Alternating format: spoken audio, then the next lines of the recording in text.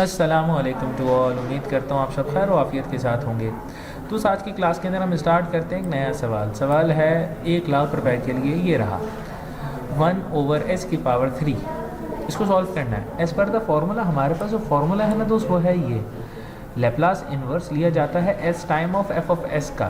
तो हमारे पास Laplace inverse this term का मौजूद है। तो उसको समझने के लिए हम पेंट खोलते हैं। देखिएगा हमारे पास जो फार्मूला है वो है Laplace inverse S time of F of S. मेरे पास जो सवाल मौजूद है वो है 1/s⁻³। अगर मैं इसको सॉल्व करूं इस फॉर्मूले की मदद से तो होना क्या चाहिए था, Laplace inverse S times multiply 1/s⁴।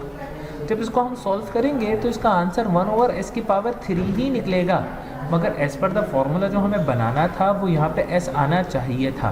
तो s मल्टीप्लाई बाय 1/s⁴। अल्हम्दुलिल्लाह। अब देखिएगा 1/s⁴ आ गया। अब ये जो मेरे पास चीज़ मौजूद है ये तो है f ऑफ s, यानी f ऑफ s किसके बराबर हो गया 1/s⁴ के। अब 1/s⁴ को हम सॉल्व करते हैं एक फॉर्मूले से। यहाँ तक हम पहुँच चुके 1/s⁴। अब इसका लेप्लास इन्वर्स जब हम लेंगे तो हम इस पावर 4 को ब्रेक कर दें 3+1 में। इसका एक रीज़न है, 3+1 में हमने ब्रेक कर दिया और इसको मल्टीप्लाई करवाया 3 फैक्टोरियल एंड डिवाइड करवाया 3 फैक्टोरियल से। मल्टीप्लाई करवाया, ये रहा मल्टीप्लाई करवाया, और इसको बैलेंस करने के लिए डिवाइड करवाया। तो मल्टीप्लाई एंड डिवाइड करवाया इसलिए कि हमारे जहन में फॉर्मूला था ये Laplace inverse n factorial dividing by s⁻n+1 किसके बराबर होता है, ये t⁻n। तो मेरे पास जो कंडीशन है इस कंडीशन के अंदर n की जगह पे क्या आ जाएगा, n की जगह पे आएगा मेरे दोस्त 3। तो 3 डिनोमिनेटर में s⁻³ हो गई, तो लाजमन न्यूमरेटर में n फैक्टोरियल आना चाहिए था। इसी वजह से मैंने 3 फैक्टोरियल को मल्टीप्लाई करवाया और बैलेंस करने के लिए 3 फैक्टोरियल को डिवाइड भी करवाया। तो अब इस पूरी चीज़ को हम बंद कर दें बॉक्स के अंदर फॉर्मूले में, तो इसका आंसर बनेगा ये t⁻3, क्योंकि यहाँ पे है t⁻n। ये पूरी चीज़ t⁻n के बराबर हो गई, यानी t⁻3। और 1/3 फैक्टोरियल को जब आप सॉल्व करते हैं तो इसका आंसर आता है 1/6, क्योंकि 3 फैक्टोरियल का मतलब ये होता है 3 × 2 × 1, 3 2 = 6, 6 1 = 6। तो हमारे पास आंसर आया 1/6 × 3⁻³। अब इसी चीज़ का आप डिफ्रेंशिएट लें, ये तो हमने निकाला ft। अब इसका जब हम डिफ्रेंशिएट लेंगे तो 3 पहले लिखा जाएगा, तो 3 6 से कैंसिल हो जाएगा, तो 1/2 बचेगा, 1/2 बचेगा और t की पावर आ जाएगी 2। ये इसका पहला डिफ्रेंशिएट हुआ है f'(t). दोस्तों अब हमारे पास एक टॉपिक है जिसका नाम है चेंज ऑफ स्केल प्रॉपर्टी। हमने ये चीज़ पढ़ ली थी, function of f of t किसके बराबर होता है, f ऑफ s के बराबर। अगर हम इस चीज़ को सॉल्व करें, अगर हम इस चीज़ को चेंज ऑफ स्केल प्रॉपर्टी की मदद से देखें तो फॉर्मूला बनता है f ऑफ at, यानी जहाँ पे t था उसकी जगह पे a आ जाएगा। तो ये सॉल्व होने के बाद बनेगा 1/a f s/a, यानी जहाँ पे सिंपल s था वहाँ पे s/a आ जाएगा। मान लें आपके पास a किसके बराबर है, 1 के बराबर है।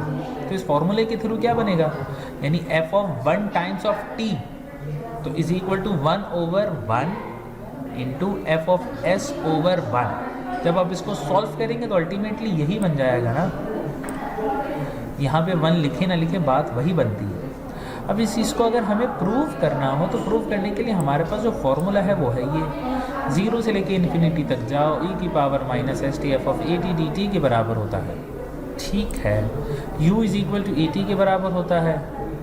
अब देखिए इसमें हमने इस पूरी टर्म को u ले लिया, ये u के बराबर हो गया।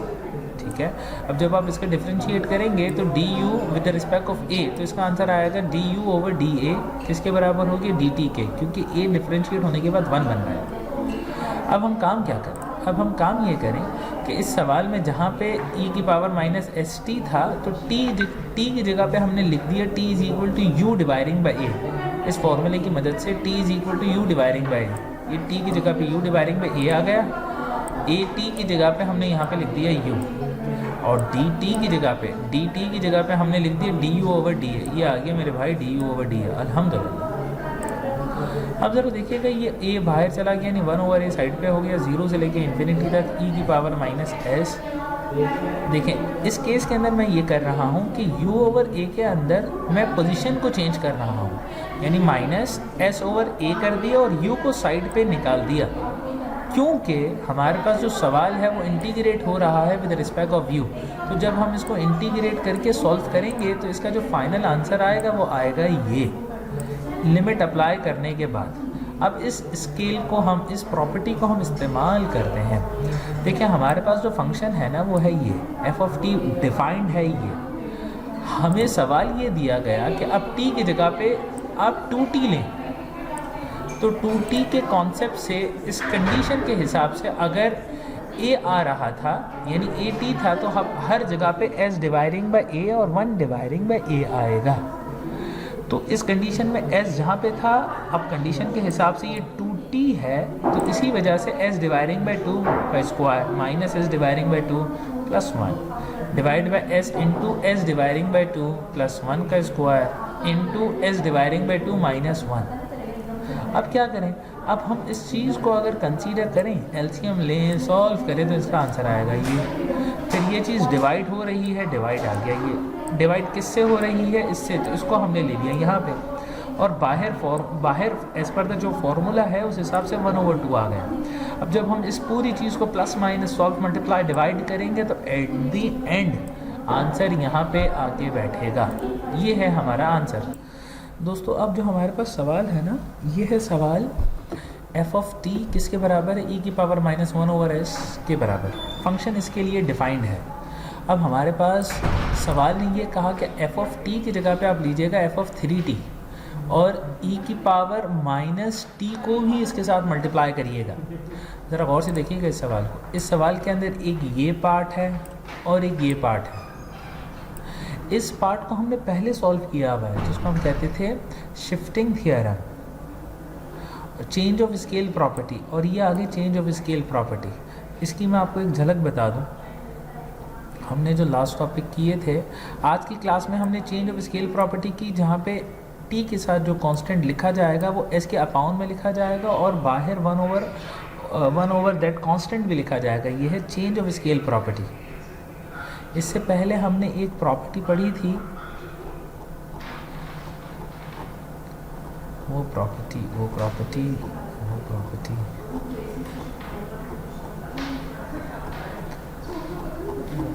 मैं आपको बताऊं।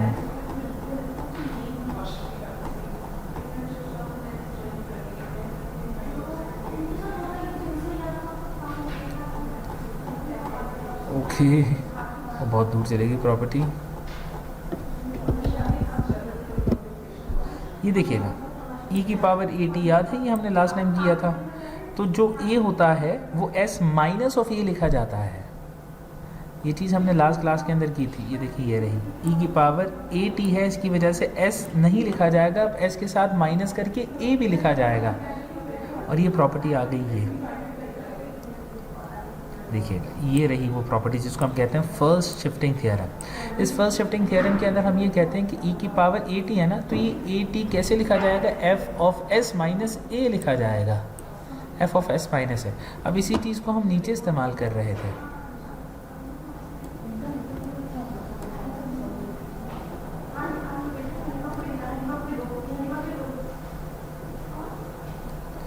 इस चीज़ को हम जब यहाँ पे देखते हैं तो देखिएगा ये आगे e की पावर माइनस टी, तो इस वजह से हमने यहाँ पे क्या लिखा, हमने इसकी वजह से यहाँ पे एंड में जाके s माइनस ऑफ a लिखेंगे। मगर देखिए ये जो पहली प्रॉपर्टी को हमने सॉल्व किया तो इसके अंदर e की पावर माइनस 1/s और s डिवाइड बाई 3 हो जाएगा। सिमिलरली s डिवाइडिंग बाई 3 हो जाएगा और इसके साथ बाहर 1/3 लिखा गया। जब हमने इस पूरी चीज़ को सॉल्व किया तो इसका आंसर हमारे पास आया ये। यूजिंग फर्स्ट शिफ्टिंग थ्योरम की अगर हम बात करें तो इसके अंदर हमने e की पावर 3t को तो सॉल्व कर दिया, हमारे पास ये आंसर आ गया। इस कंडीशन के हिसाब से, फर्स्ट शिफ्टिंग थ्योरम के हिसाब से s अप्रोच करेगा किसको, s माइनस ऑफ a को। इस केस में a किसके बराबर है, -1 के बराबर है। तो अब हम s की जगह पे लिख देंगे s+1, तो यहाँ पे भी s+1 लिख दिया गया और यहाँ पे भी लिख दिया गया, और यही हमारा फाइनल आंसर है। दोस्तों अब हमारे पास जो टॉपिक है वो है लैप्लास ट्रांसफॉर्म ऑफ इंटीग्रल, यानी हम इस चीज़ का इंटीग्रल भी करेंगे। इसके लिए हमने ये कहा कि लैप्लास ऑफ इंटीग्रल ऑफ 0 से लेके t तक f(t) हो, तो इसका जो फाइनल आंसर बैठता है वो बैठता है ये 1/s f(s). अब अगर आप इस चीज़ का इन्वर्स लैप्लास लेंगे यानी ये, तो अल्टीमेटली आप किसकी तरफ चले जाएंगे, इंटीग्रल ऑफ f(t) की तरफ चले जाएंगे और इसका आंसर आएगा ये। अब इस चीज़ को हम सॉल्व करते हैं। हमारे पास लैप्लास इन्वर्स है इस पूरी चीज़ का। इस चीज़ में दो चीज़ें छुपी होती है, एक होता है 1/s और दूसरा होता है f(s). यानी इसके अंदर से 1/s तो आ गया, ये तो सिंपल fs किसके बराबर होगा, इसके बराबर होगा। अब हमने देखा कि s के अलावा जो भी चीज़ होगी ना वो कांस्टेंट कहलाएगी। तो इस केस में ऊपर 1 है, मगर 1 नहीं होना चाहिए था, इसकी जगह पे होना चाहिए था ओमेगा। तो हमने ये कहा कि इसको मल्टीप्लाई और डिवाइड कर दो, किससे, ओमेगा से। तो ये मल्टीप्लाई ओमेगा हुआ, डिवाइड ओमेगा हुआ, और इस पर अब हमने लगाया फॉर्मूला। हमने ये नोट किया कि डिनोमिनेटर में माइनस की साइन है, इसकी वजह से इस पर फॉर्मूला लगेगा साइन हाइपरबॉलिक का, यानी f(t) का आंसर आ गया साइन हाइपरबॉलिक। इस साइन हाइपरबॉलिक आंसर आने के बाद हमने ये कहा कि देखिए हमारे पास जो सवाल था ये, इस सवाल को जब हमने सॉल्व किया तो हमारे पास f(t) का इंटीग्रल होना चाहिए। तो हमने f(t) तो निकाल दिया है, तो इसका इंटीग्रल कर दें, तो 1 dividing by omega sine hyperbolic omega t का हमने इंटीग्रल किया और इसकी लिमिट कर दी 0 से लेके t तक। तो जब हम लिमिट सॉल्व करेंगे तो फाइनल जो आंसर आएगा ना दोस्तों, वो आंसर आएगा ये, और यही हमारा आंसर है।